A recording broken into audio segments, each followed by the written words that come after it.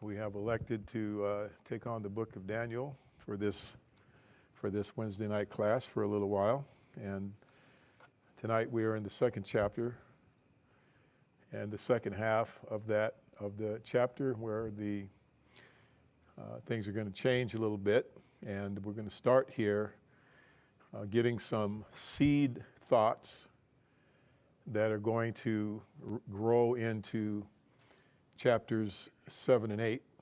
And so I'll point some of those things out. Just a few little sprinkles tonight that are going to be pointing us forward as we look at the statue that Nebuchadnezzar, the king of Babylon, saw in a dream, and that Daniel is going to let him know that he's well aware of, and then he's going to interpret it for him.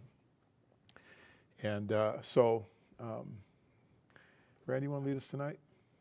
Yeah, get something big, sick, useful there. Okay. Father in heaven, who loves us so much and cares for us.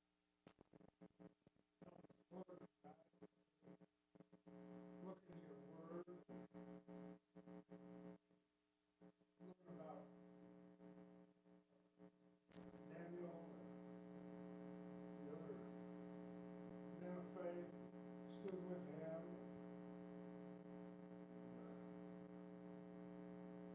How he deciphered the dream of the king, and how he was told that God set up a kingdom that would last forever, and that we are part of that kingdom, and that you are our King, our Savior, and we look forward, dear God, to one day as we leave this earth, live in eternity in that great kingdom that you established through your Son, Jesus Christ. And help each one of us, Lord, as we walk by faith through this life.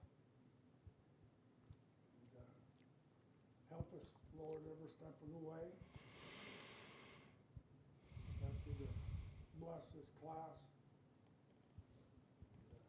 Bless Daryl as he brings the words of life to us. And bless this congregation, dear Lord, that it might have the goal of only praising you and doing your will as best as we all can. Amen. Thank you, Lord, for the blessings that are in Jesus. In his name we pray. Amen. Amen. Hey, Desi.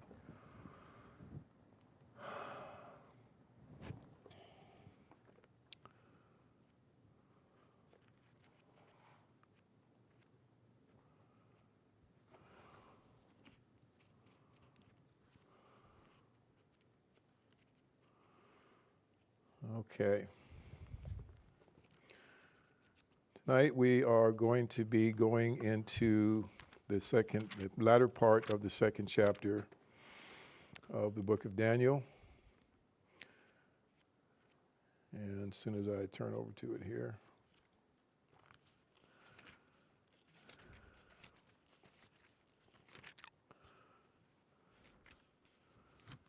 That is in the Old Testament, wasn't it?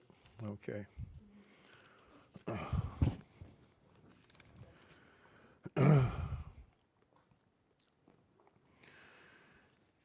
I want to start out tonight and make a point, something that as we go through this study, I want you to keep in mind at all times. You know, for one thing, and this is not my point, but to begin making the point, this is not what you might call a seminary level class. And what that means is that you all are not working on degrees in Bible.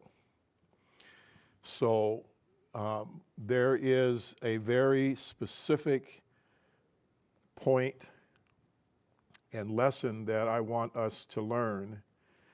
And when I say you're not working on a degree in Bible, that just means that there is a whole bunch of detail and a lot of history that you would be going into if you were. And you would be writing papers, and you would be doing a whole bunch of things that we're not doing. All right, so, but I will say if you ever decide to get a degree in Bible, and you'll have a good start. Okay, so we're going to have a good start. But I want to, in chapter 2, and I'm going to read 3 verses here to make this point that I want to open up with. And the first one is in verse 10. And verse 10 says, "The Chaldeans answered the king and said, 'There is not a man on earth who can meet the king's demand.'" Okay, and I'm just going to stop right there. Okay, "There is not a man on earth who can meet the king's demand." And then I want to drop down to verse 30, where Daniel says, okay, so this was the king's advisors, the magicians and the Chaldeans, etc. Now Daniel says, "But as for me, this mystery has been revealed to me, not because of any wisdom that I have, more than all the living, but in order that the interpretation may be known to the king and that you may know the thoughts of your mind. So not because of any wisdom that I have." So it was not because of the wisdom of the king's advisors. They didn't have any. It wasn't because of Daniel's wisdom. He didn't have any. But in verse 28, Daniel says, "But there is a God in heaven." Okay? And so this is what I want us to continually keep in mind. And everything, and I mean everything, in this book is going to come back to this. Everything. There is a God in heaven. Okay? And everything that happens is going to happen under His oversight and according to His will. And that's what I want us to constantly keep in mind. Right? Only God can. Okay?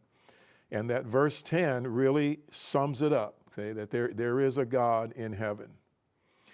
So now, as we go into this second part of Daniel 2, just want to point out that we're going to be talking about 4 kingdoms.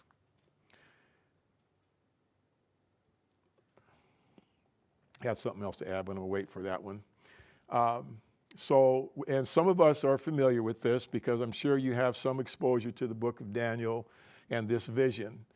And so we're going to be talking about the Babylonian kingdom, and you have the dates, rough dates up there. The Medo-Persian kingdom, where Cyrus conquered Babylon in 539. Those other passages, Daniel 5:28, 6:8, and 8:20, mention the Medes and the Persians. Okay, Macedonian kingdom under Alexander the Great, and then the Roman Empire, last but not least. Now, we're going to be looking at this vision, this dream, and what the dream contains, which is the statue, in a little bit different way than maybe you have in the past. We're going to add another layer of consideration to this. There are 4 kingdoms, okay? But we're going to, as we get into the study itself here in just a minute, then I'm going to talk about this in a little bit different way by a statement that we're going to start out with, okay? And then I'm going to develop that and hopefully back it up as we go through the class tonight. Are there any questions or comments to this point? Okay. All right, so we're going to have some questions that we're going to be aiming at in this second part of the book of Daniel chapter 2. What does the statue in Nebuchadnezzar's dream represent? Okay. And so you may look at that and go, oh, I know that. Well, we'll see. You know, it's simple, but then maybe it's not as simple as you think, right? Okay. Why was the Medo-Persian kingdom inferior?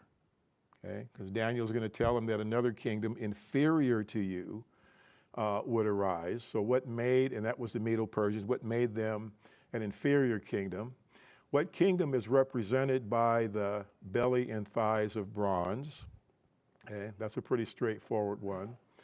The spiritual kingdom coming out victorious over the kingdom of iron demonstrated what? All right? Okay, so all these questions will make perfect sense. Why is the fourth kingdom weak? Okay, what makes it weak? So we're going to talk about that a little bit. In what sense did the church break the power of Rome? Okay, in what sense did the church break the power of Rome? Was it strange for a polytheist like Nebuchadnezzar to admit to the existence of another God? Okay. Was Daniel made ruler over the whole Babylonian Empire? And then last but not least, was Daniel, oh, okay, I did that one twice, so okay.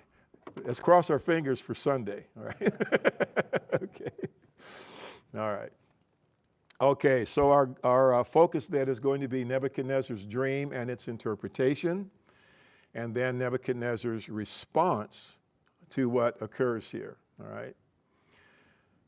So as we look at this statue, and this will all be talked about in more detail as we proceed tonight, I want to make this statement from these commentators here, and they say the world power is in all its phases one. So as we look at this statue, it is talking about four world powers, but there also is a one thing that it's going to be talking about. Therefore, all these phases are in the vision united in one image. So I'm going to explain what that looks like, what this means as we go along. All right?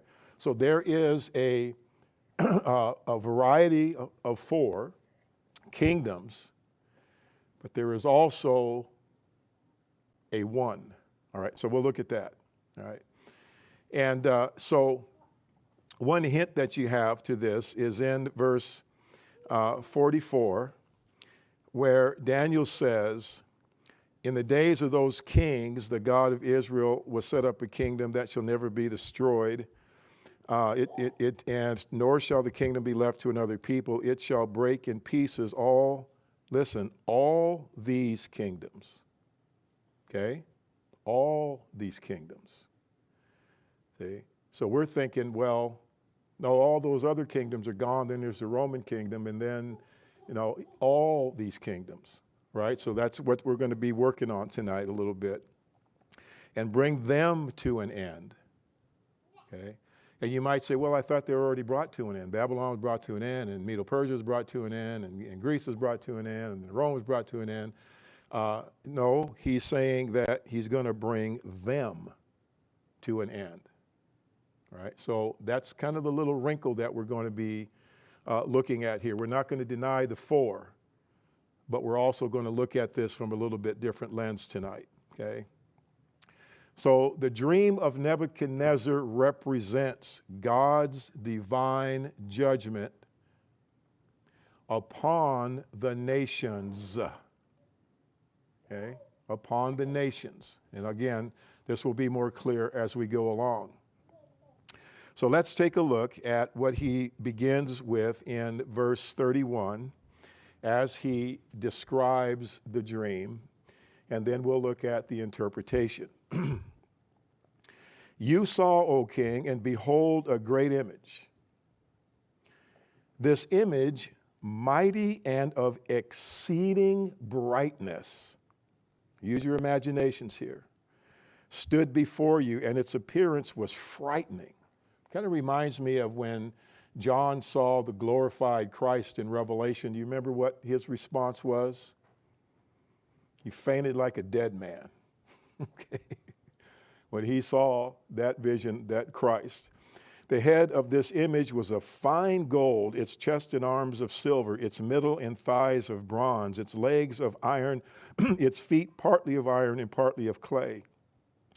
As you looked, a stone was cut out by no human hand, and it struck the image on its feet of iron and clay and broke them in pieces.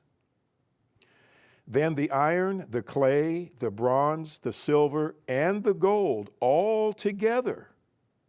Okay, again, there's a unity here. All together were broken in pieces and became like the chaff of the summer threshing floors, and the wind carried them away so that not a trace of them could be found. But the stone that struck the image became a great mountain and filled the whole earth. So this is what Nebuchadnezzar saw in all of its vivid brightness and terror. Okay. So if you've ever had a dream, and usually this happens when you're like in between dream, and then something will appear. Have you ever had that happen? And the color is, I don't know if I've ever told you about. If I have, bear with me here. But I still remember being in a crib, and I was laying in the crib, and all of a sudden I saw a bottle, baby bottle. It was blue. And it was just the sharpest, purest blue, and it was just, there it was. And then I started to cry. And then I heard thump, thump, thump, thump. And somebody picked me up, and I don't remember what happened after that. But anytime if you've had a vision like that, or your imagination, I don't even know what to call it. It's just so vivid. This is what he saw. Bright and vivid, and it scared him to death. And no wonder he wanted to know what that meant, right? So this is the state of mind that he's in, and it's very important as we look at his response later, okay? He's going to be, it sounds like, in a state of the deepest relief, that he's got the interpretation to this dream. And so as he looked, then this mountain cut out by no human hand smashed the feet of that statue, and the silver and the gold and the silver and the bronze and the iron and everything crumbled, and just like powder, and the wind came and blew them all away. And then that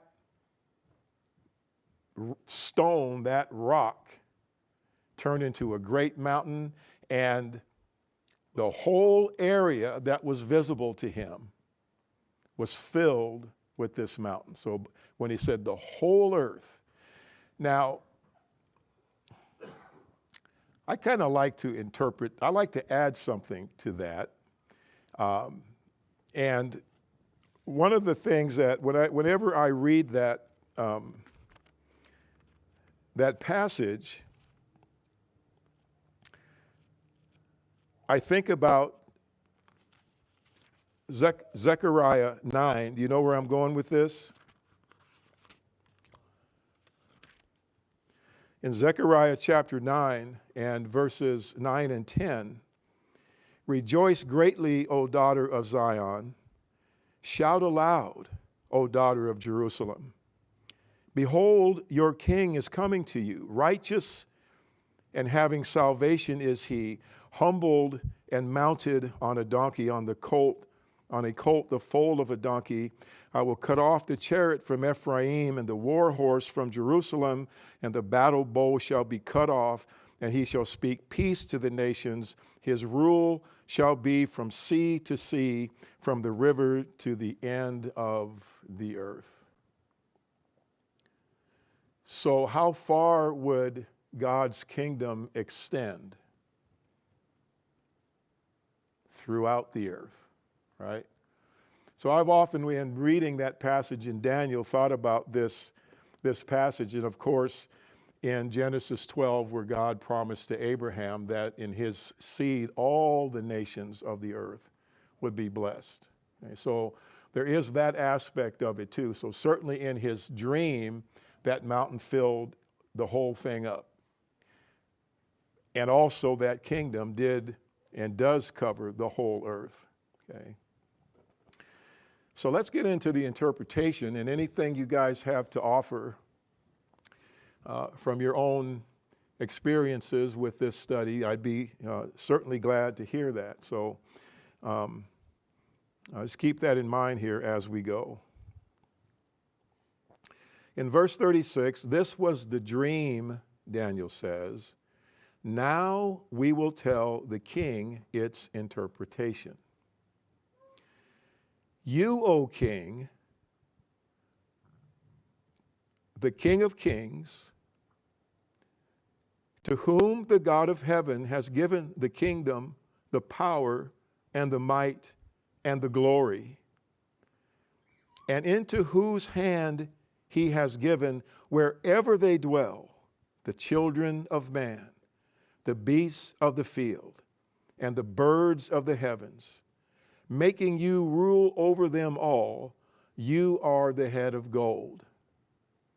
And so he's told him these things and made it clear that everything you have is from God.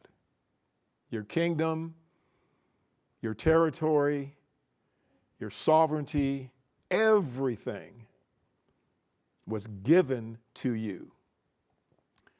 Now, do you remember what Nebuchadnezzar's problem is going to be in light of what Daniel just told him? What is his problem later on? Pride. Yeah. He's going to declare that he did it. You know? Oh no. God's going to think it really important that he impress upon this man that he didn't. So we'll get to that in its due time. You are the head of gold. Verse 39, another kingdom inferior to you shall arise after you, and yet a third kingdom of bronze, which shall rule over all the earth. Now he's going to mention the fourth kingdom in a moment, and we will do that. Okay. So the question before us is, in what way was the Medo-Persian kingdom inferior to Babylon? Okay. What does that sound like to you? You have a nation that's inferior to another nation. What does that sound like?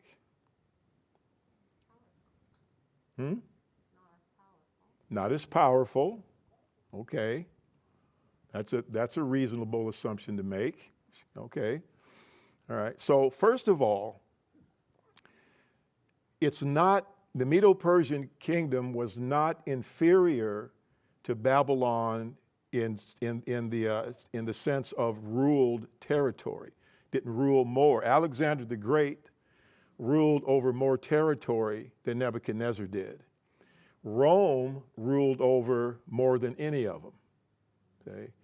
And so it wasn't the amount of territory that made them inferior. Okay? And in fact, the kingdoms that are represented by the image become progressively larger geographically, but the quality of the rulers becomes progressively inferior. So ruler, right? Now, as we study the historical books of the Old Testament with regard to Israel, did the rulers have an impact on the nation? Yeah. I mean, you know that. You know the answer to that question. Of course they did, right? and for good or for ill. And so the rulers, the quality of ruler was inferior, became progressively inferior. Think about for a moment the Roman emperors. Okay, we get all the way down to Rome. The Roman emperors compared to Nebuchadnezzar's reaction that we see here in Daniel 2 at the end of the chapter to Daniel's God.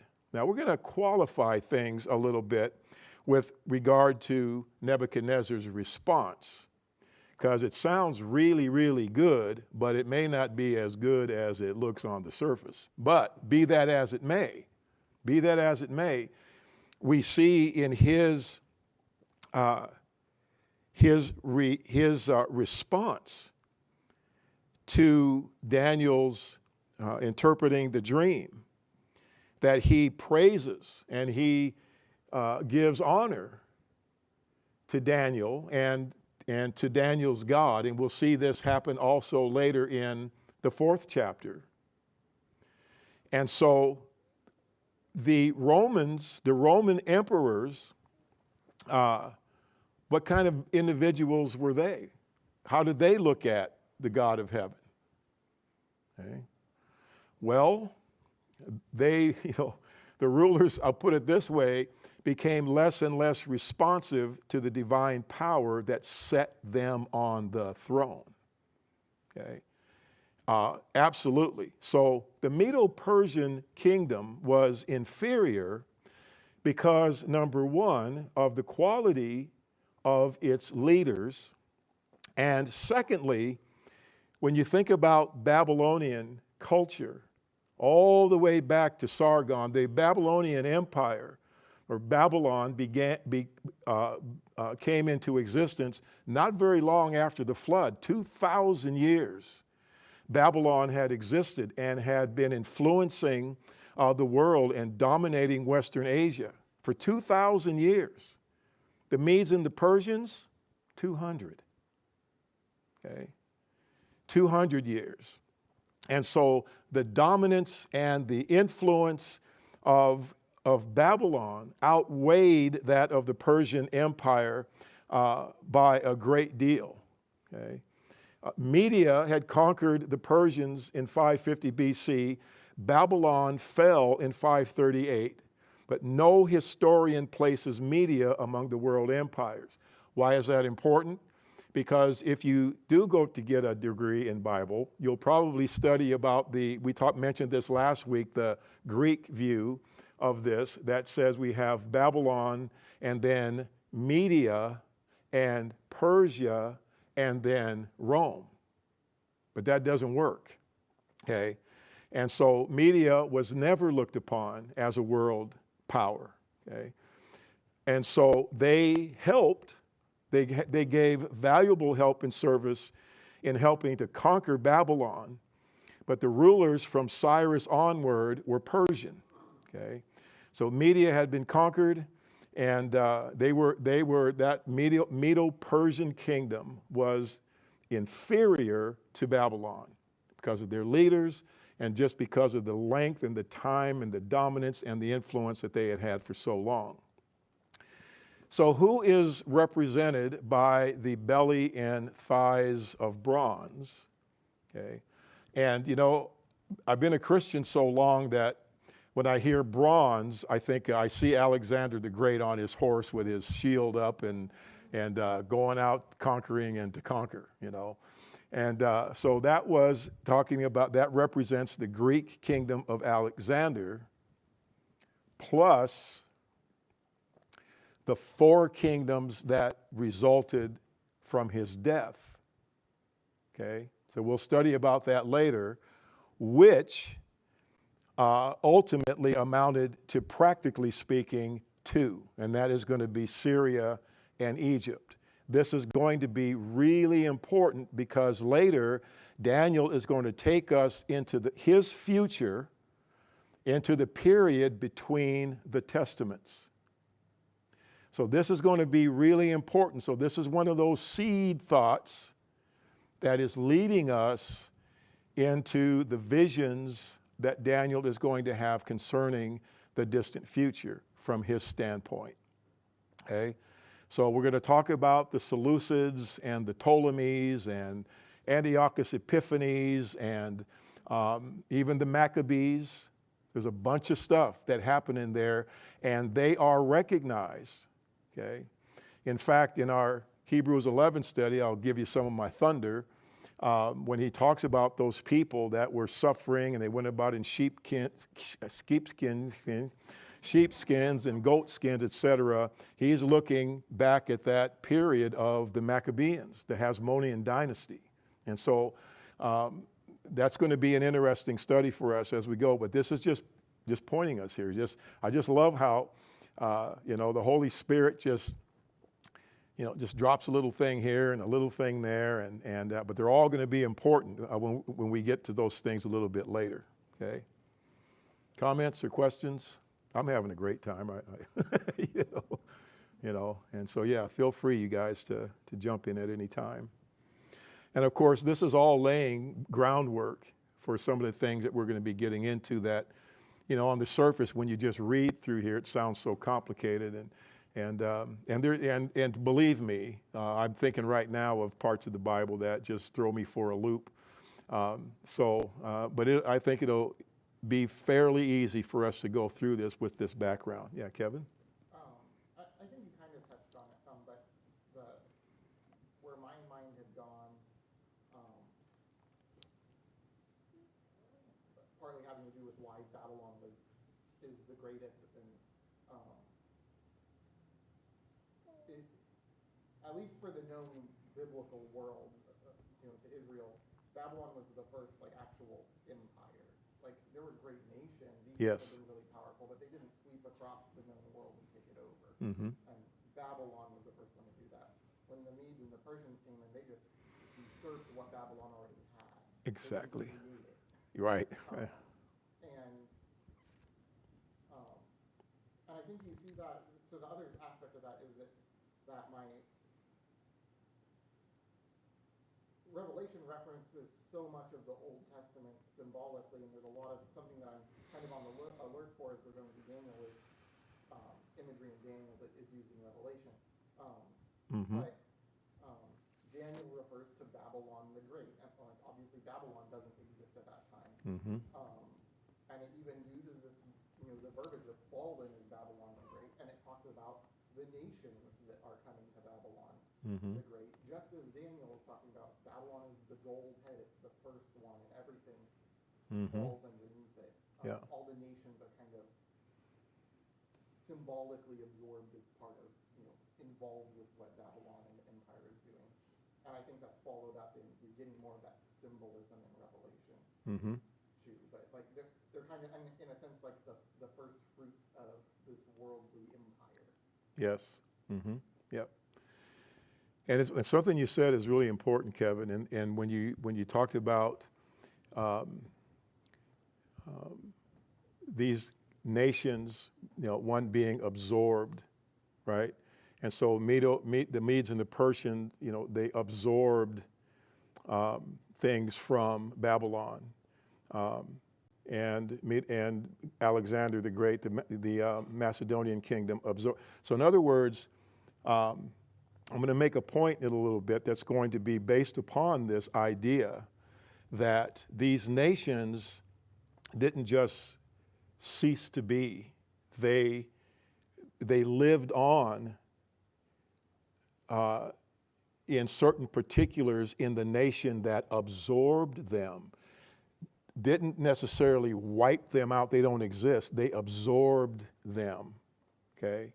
And so you look at this statue and these nations, one absorbing the other into itself, okay? When we talk about the unity, 4 kingdoms, but this statue represents a unity. And I'm going to go into that a little bit more in a moment, but I wanted to mention that at this point, okay? And so in verses 33 through 40, as he continues to interpret the dreams, he talks about this 4th kingdom with legs of iron and feet partly of iron and partly of clay. All right. So iron, of course, is a hard metal. You know, it's a strong metal, and of course, the Roman kingdom was very strong, but it was built upon a weak foundation. Okay. Now, we often, or people have often, at least in my experience over the years, compared nations that fall to Rome, and sometimes compare the United States. Maybe people in England and France and other nations do the same thing with their nation, you know, but look at the characteristics of the nation that lent themselves to their downfall. Okay, and so Rome was strong, but built on a weak foundation. Okay, what I lament for us today, in my little short time here, is that whatever the foundations of this nation were that caused it, at least in my view, to be very favored, you know, very blessed, a favored nation. I mean, we're, you know, how fortunate are we, no matter what's going on, to be here, you know. But the foundations are crumbling, okay? And that's concerning, you know. But Rome here was described in this way. Okay? So something is going to cause, in other words, this kingdom to be divided. Okay, you know, and the red-blue thing is new in my lifetime. Never heard of anything like that when I was growing up. We were Americans, and you know, and there was this feeling of you're an American, and that's, you know, of course, you know, I grew up in the times when we did the Pledge of Allegiance, and we sang. Did you sang songs in school? You know, this is my country, land of my birth, and even military songs, you know, and so that kind of feeling of patriotism was infused within us. But it does make you sad with that kind of a background to see the division and the weakening of the foundations. And so something is going to cause this kingdom to divide. Okay, it's not going to stick.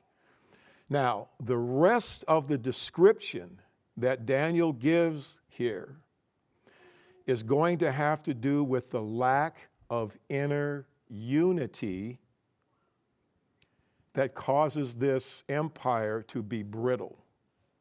Okay? Causes it to be brittle. In verse 41, he says, "And as you saw the feet and toes, partly of potter's clay and partly of iron, it shall be a divided kingdom. But some of the firmness of iron will be in it, just as you saw iron mixed with the soft clay." Okay? "And as the toes of the feet were partly iron and partly clay, so the kingdom shall be partly strong and partly brittle. As you saw the iron mixed with soft clay, so they will mix with one another in marriage." The New American Standard says, "in the seed of men, but they will not hold together, just as iron does not mix with clay." Okay? So first of all, this iron kingdom is going to try to crush God's kingdom, this kingdom of iron. And of course, when we project into the book of Revelation and that part of history, then that's exactly what's happening. Okay? Satan could not prevent the church coming into the world by killing Jesus. He tried, but that didn't work. He couldn't prevent the church from coming, and then when he tried to destroy it, it just spread. So this great persecution in Acts 8 comes upon the church, and the church, people went everywhere preaching the word. So he couldn't prevent it from coming. And then later, he tries to use the Roman government to destroy it.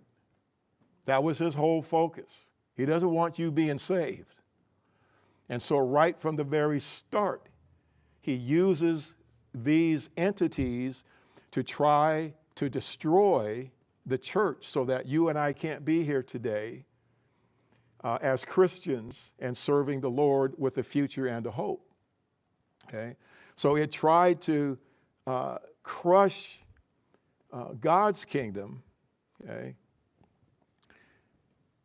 And so the destruction of the kingdom, or the attempt of it, didn't come during the time of those softer metals like gold or silver or bronze, but in the days of this fourth empire, whose chief characteristic is destructive strength. It destroys, right? And in spite of Roman law and Roman roads and aqueducts and all the frescoes and all the cool things that are around Rome, their destructive work outweighed all of that. They were a nation, a warrior nation. They were destructive, and that's what they wanted to do. So in the vision, in the dream, that mountain cut out, not with human hands, that strikes the bottom of that statue, and the whole thing crumbles. Okay? Does that mean that that kingdom was victorious over that destructive Roman kingdom or not? What does that symbolize? It struck it and the whole thing disintegrated. So that's obviously the church was victorious. Okay? It can't be destroyed. Yeah. I think another way to kind of phrase that versus victory and defeat is, Mm-hmm. because in my mind, the statue, the use of the metals isn't just to illustrate power, but it's to illustrate their glory and greatness, not just as military might, I guess. Well, yeah, So yeah. The mountain shows a surpassing greatness and grandeur over Yes. the statue. Yes. Not just a military victory. Like it's that too, but it's this whole picture perspective. Yeah. And so what I was saying is that the Roman Empire's chief characteristic was their destruction, their power of destruction. But let me ask you now, okay? I'm going to tell you just straight up front, the church was victorious. You know, when you study Revelation, that's what it's all about. Don't worry, the Lord said. Okay? Don't worry. You know, they reigned with him for 1,000 years. Okay? Not a literal 1,000 years. They reigned with him. I just always remember this commercial I used to hear. I don't even remember what it was for. Winston Churchill was on. You've probably heard it, and he's sticking his English accent. And the British Empire will reign for 1,000 years. Okay? You know, not going to be defeated. The sun does not go down on the British Empire, right? Going to reign 1,000 years. And so that's the guarantee, the cry of the Lord, that they reigned with him for 1,000 years. You're not going to be defeated. Okay? But let me ask you, how many catapults did the church use to defeat the Roman Empire? How many swords? How many horses did they have? How many shields and spears? Not a single one. And yet they were victorious. Okay. So now we start to see the division between the spiritual and the carnal. And as we talk about, oh yes, yeah, Lisa? So I'm just getting straight in my head. So the stone that was made in heaven, you keep referring to it as the church. And do you specifically mean the church that was set up in Acts 2? Is that what you mean? No, well, You mean the rule of God? the rule of, yeah, well, the rule of God. Yeah, I mean, either one. Did the church survive? Yes. Okay, so we can put that aside. Sometimes we say the church and the kingdom are the same thing. Sometimes we say that No, they're no. the same thing. Yeah, no, we talked about that a little bit last week, right? What do we mean? The stone is what? It's a kingdom. Okay, so we talked last week, we went to Isaiah 9, right? And the government will rest on his shoulders. So when Daniel later in chapter 7 sees the Son of Man coming up to the Ancient of Days, he receives a scepter and a kingdom, right? So that kingdom can never be destroyed. Okay, and that's what Daniel will say, right? It will not be given to another people. It won't be absorbed into any other kingdom. It will never be destroyed. Okay? And just so I'm clear, this is the spiritual kingdom that Christ Yes. ushered in. Yes. Yes. Not the rule of God that has always existed since creation. No. Yeah, yeah, don't quote me. I reserve the right to amend that question, that answer, at my leisure.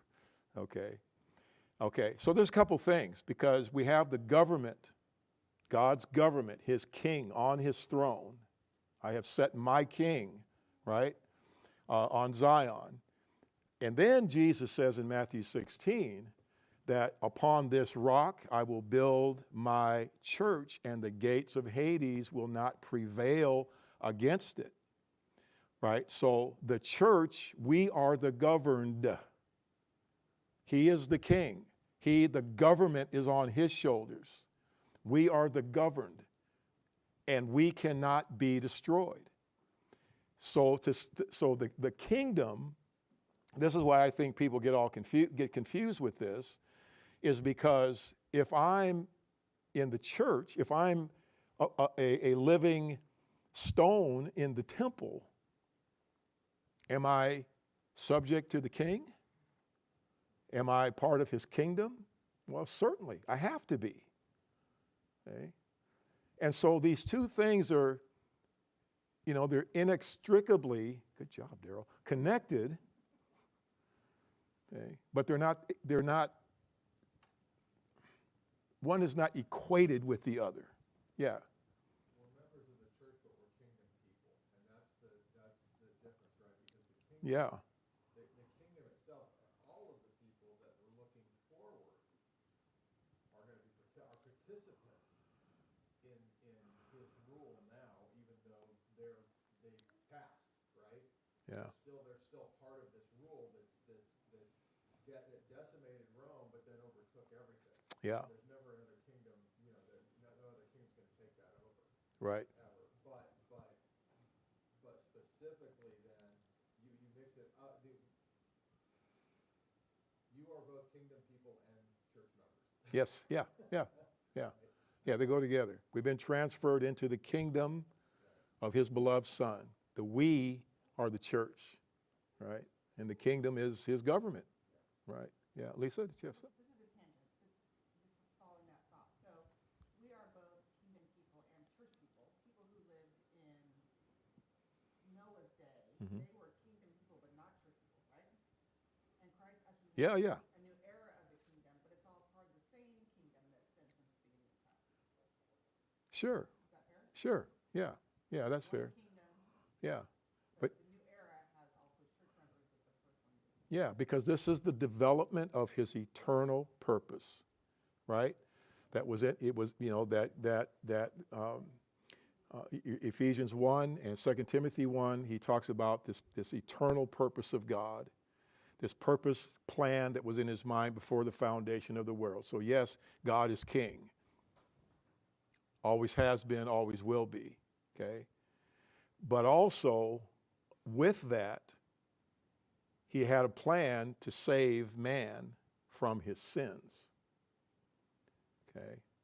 And part of that plan was to establish the Davidic dynasty, and from those kings, from those Davidic kings, God's plan, 2 Samuel 7, was to seat a man on his throne.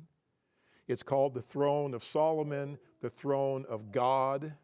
It's all the same throne, the throne of David, it's all the same. In his plan and purpose to save us, Jesus had to die. Our sin problem is solved. And now he rules over us. And when we place our faith in him, because this is a theocracy, so we put our faith in our king. And for our faith, God counts us as righteous. And in order to bring that about, he set up this government. And really, I wish that we could get used to saying congregation or assembly instead of church, because that's what the word means. And that kind of identifies us instead of you get this institutional idea in your head when you say church. It's not what it is. It's a congregation, it's assembly. All of God's people, see, are under his government. And that seems to answer that, at least for me. Yeah. I was going to add, I think that supports this is more imagery from Revelation, but the whole comparison of Jesus is victorious, he's seated on the throne to rule the kingdom. And the church throughout the New Testament is consistently referred to as the bride. And in Revelation, the bride is given to Christ. And so that would suggest that the bride is not the ruler of the kingdom or all of the kingdom, Right. but it is going to become part of, like, it is given to the ruler. Yes. Yes. Yeah, Lisa? So does Christ rule in the Old Testament? Yeah. Yeah. I mean, It seems like he's all God. these forward-talking things, though, they say, and the government will rest on his shoulders. They're all talking about in the new era. They're talking about after he comes to the earth and it dies and resurrects. You know, like so that seems like that only. It seems like there's a cause and effect to his death, burial, and resurrection that causes him to rule. Yes. Right? Yes. So when I ask if Christ rules in the Old Testament, and I'm wondering why they got to say it's going to happen again if it's already happened. Because it hadn't. Okay, so in the Old Testament, when the prophets are prophesying, that's the Spirit of Christ. Okay, Peter says it in 1 Peter 1, that the Spirit of Christ. So what I'm saying is that before he came into the world and established this kingdom, he was the Word, and the Word was with God, and the Word was God. Okay? But the Word came into the world in order to die, to ascend back and sit on the throne of David. So it's not that he wasn't king. He didn't have the kingdom as we think about it. And there's a passage in a statement made in Matthew 13, the kingdom or the field is the world, right? And so the world is his field. I mean, God rules, and Christ, the one we know as Christ, the one we know as Jesus, just gave that prerogative up for a period of time and came into this world and laid that prerogatives of deity aside. But eternally, it's God. See? But God had to come and do exactly what we're talking about here to save us. And he had that in his mind before he ever created the universe. Okay?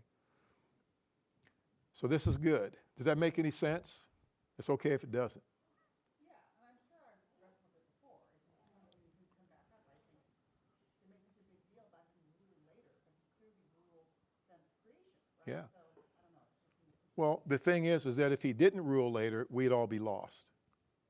So when he gave up the Godhead to become man, he gave up that ruling for a time. You think? In a sense, because, but when Jesus was on earth, one of the reasons the Jews wanted to kill him is because he made himself out to be what? God. Okay? No, he took the form of a bondservant.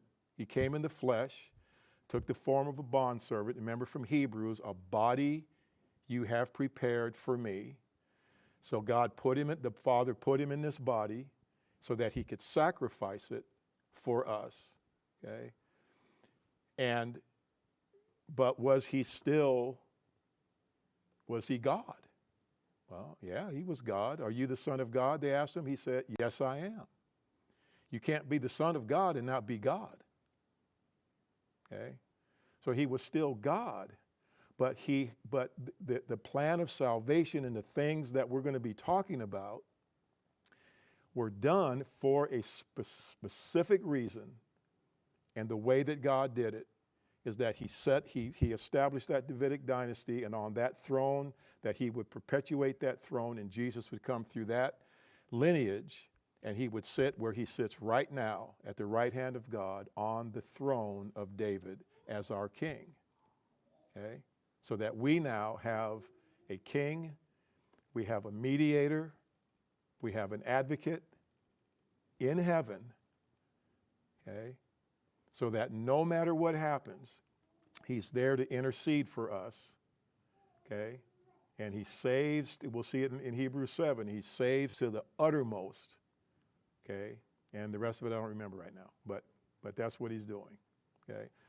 So there is that overarching part, but then there's the specific part that was done in order to save us.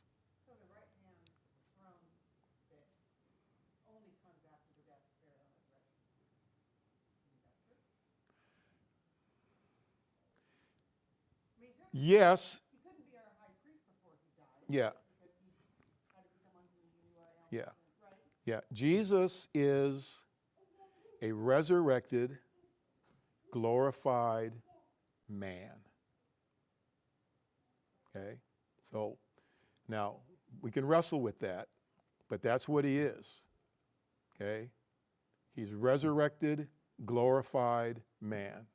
He sits at the right hand of God as our king, and one day he will turn the kingdom over to God. Okay? He's going to give up that sovereignty in that sense and turn that over to God so that God may be all in all. It always goes back to the Father. Okay? Yes, Kevin. I mean, we're consistent. Christ is consistently described as the heir, and then again in Hebrews chapter 3, it talks about Christ being proving himself faithful to God as not just faithful but faithful as a son. Yes. And then again, Revelation, the imagery that we're given is Christ is worthy to sit on the throne because he's proved himself faithful, and I think that's part of the argument that's being made in Hebrews is Christ came to earth so he could prove him. He didn't have to prove himself faithful, but he did. He came to earth and he proved himself faithful as an heir and as a son, and because of that, he is now seated on Yes. the throne. Yeah. Yeah. He's shown himself worthy. Yes. Yeah. That's what 1 Corinthians 15, 21 and 26. If you want to talk about it, you start to look at the kingdom and it says, then comes the end when he delivers the kingdom to the God the Father after destroying every rule and every authority and every power before it says, Christ the first fruit in his coming, those who belong to Christ. And the whole point of that was the fact that he's the king of all who've fallen asleep. So it's not, that's the expanse of the kingdom, right? Yeah. The